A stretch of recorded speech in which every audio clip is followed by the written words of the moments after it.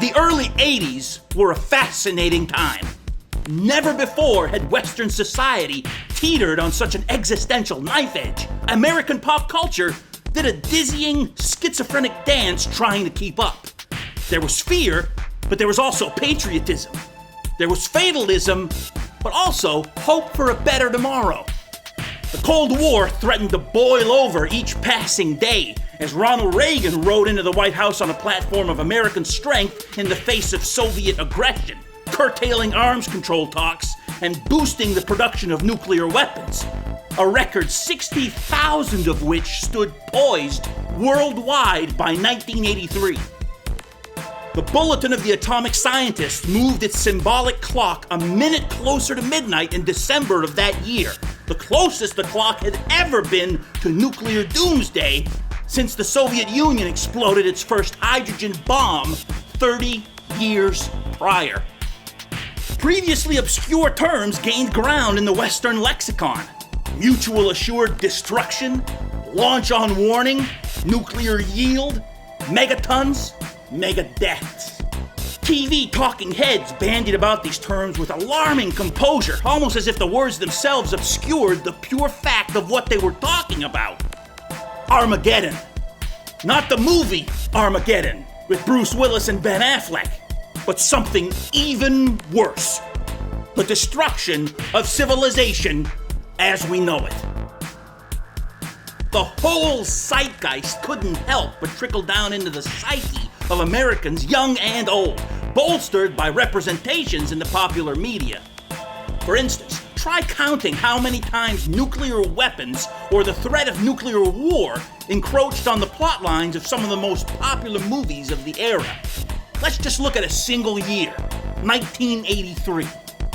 That year, James Bond, played by Roger Moore, who at this point at his advanced age looked more like a side of roast beef with a spray tan than a debonair secret agent, returned to movie theaters with Octopussy, where the main villain, you'll remember, is a Soviet general hell-bent on detonating a nuclear weapon on European soil. Meanwhile, closer to home, Matthew Broderick was hell-bent too, hell-bent on getting his hands on the latest computer games from Protovision. In his efforts to hack his way into their computers, he mistakenly gains access to NORAD's newest ally in the fight against the Soviet menace, the WOPR, or War Operation Plan Response, a government supercomputer designed to run nuclear war simulations. Broderick, innocently enough, asks it to play a game of global thermonuclear war, and it responds by setting off a national security crisis where the line between reality and simulation is blurred and the Defense Department nearly blunders its way into World War III. And finally, in November of 1983, more than 100 million people in 39 million US households watched Lawrence, Kansas get annihilated by nukes in the television movie The Day After on ABC.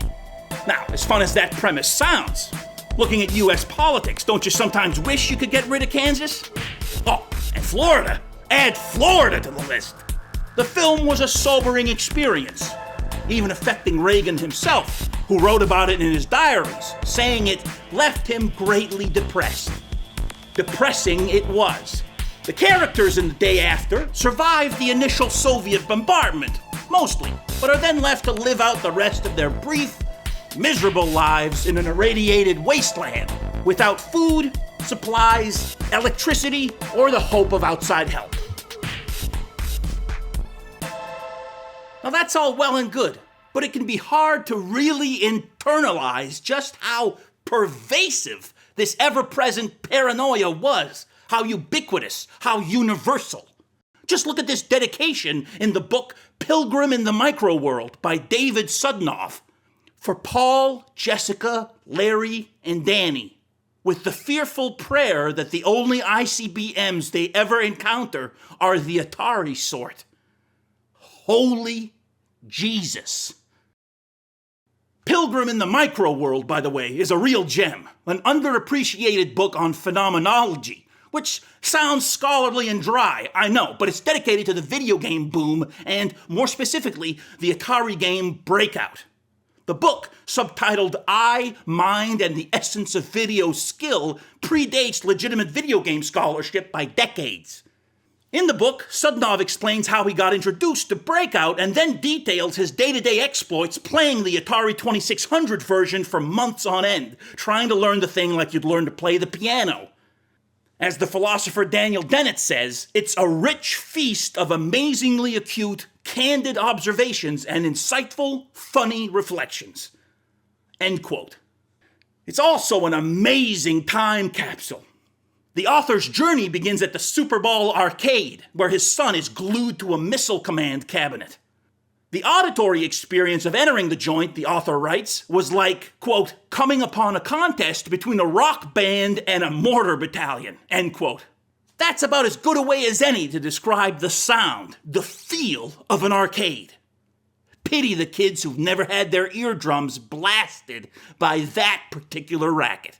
He goes on, describing walking around the arcade, like window shopping at night with a Sony Walkman at peak volume between two very closely spaced rock stations. Anyway, he watches his kid hit the high score on Missile Command, and as luck would have it, a few nights later, he's at a colleague's house for a party, and someone breaks out the Atari. Much to the dismay of the hostess, who you get the impression would rather the guests play with a dead rat than with that thing. Out comes Missile Command, the home version. Sudnov describes it thusly, and I quote, intercontinental ballistic missiles descend from the sky towards 6 cities on Earth, as the player employs a two-handed joystick push-button device to intercept their trajectories. The stick controls a half-inch-long cursor line, a sight that can be moved and stopped anywhere within the visibly televised sky space. With one hand, you try to place it beneath an incoming missile. You then push the button with the other hand to launch an anti-ballistic missile from the silo in the center of the landscape to the designated cursor location. If you've properly judged distance and time, your ABM meets their ICBM head-on and wham! The folks below are spared for the while. The overall object of the game, thank goodness, is to avoid the total destruction of all cities. Atari and company play the bad guys from any political standpoint you occupy, while you defend whatever counts for life, liberty, and the pursuit of happiness in a world of 6 towns. Which, I suppose, some calculate to be enough of a world. End quote. Missile Command for the Atari 2600 doesn't play quite as fast and ferocious as the arcade version, and doesn't look quite as fine either. But it's a great home conversion nonetheless, and a classic for the system, one of the few Atari games from the time period that still holds up. I mean, let's be honest. Imagine you're a middle-aged college professor with some time to kill and an Atari system hooked up to the boob tube. What game could conceivably hold your attention for the couple of hours your wife is away getting boinked by her tennis coach? Can you imagine playing Pac-Man for the Atari 2600 for more than 5 or 6 minutes? God, you'd go crazy. What else? Mario Brothers? Yes, Mario Brothers got released for the Atari. This was a few years before Nintendo jumped into the console market with its NES. Donkey Kong got an Atari port too, but yeesh. No, there are more than a handful of games for the Atari 2600 that really stand the test of time. Missile Command, chief among them. It's pure gameplay, obviously made with love and attention and skill. And it doesn't suffer from being so simple like most other games of its ilk. It thrives from it. If you try real hard, you can almost imagine this being a radar screen. The nightmare offspring from when the TV set married the computer, and then immediately went to work for the bomb makers. Sudnov describes the spectacle of playing Missile Command for the first time. Quote, a whole party of Berkeley intellectuals blasting their way through an evening of warfare, stoned on button pushing. Sure, everybody made fun of it all. There were the perfectly expectable disclaimers and expressions of horror. The world was coming to an end. It was a conspiracy to train our kids for the real thing. Not to mention the ultimate destruction of the evening. None of us was a warmonger, and neither were our kids. But the pace of things, the speed, the fast twists and turns, the fireworks, the luminescence. And above it all, this is me talking now, not Sudanoff, that real-life storm cloud of existential terror, the birthright of the Dr. Strangelove generation. So many games of this era couched their combat in the language of planetary fisticuffs. Unsurprising given the popularity of Star Wars. Space games were ubiquitous. Galaxian, Galaga, Space Invaders, and Defender were only the most popular. There were dozens and dozens of them, alongside dubious clones and outright hacks. Missile Command, bucking the trend, doesn't screw around. It isn't about some distant planet defending itself from an alien invasion. There are no spaceships here, no death rays, no laser beams, no magical power-ups. There's no science fiction sheen to dilute the impact. This was war, the worst kind, the thermonuclear kind, the Matthew Broderick kind. The US was under attack, and those missiles raining down from the sky didn't come from the land of Oz. This was a global thermonuclear conflagration between superpowers, between the US and the USSR.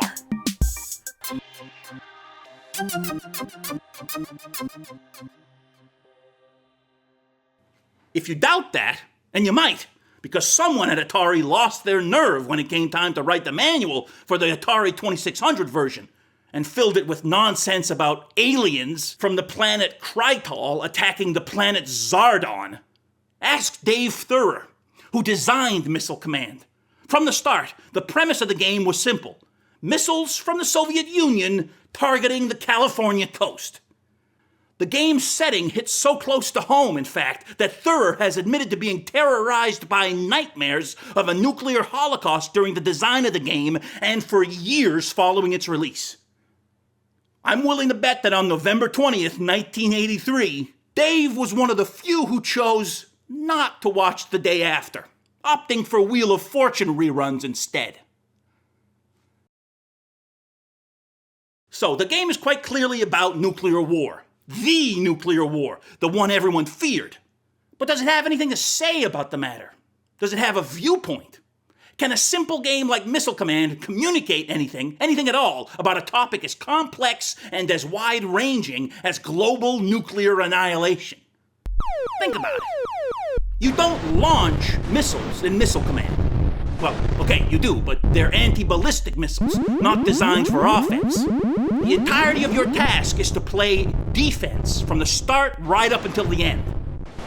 There's no retaliation in Missile Command. None that's in your control, at least. No, you're the guy they picked to man the ramparts, and you're about to have one very bad day at the office.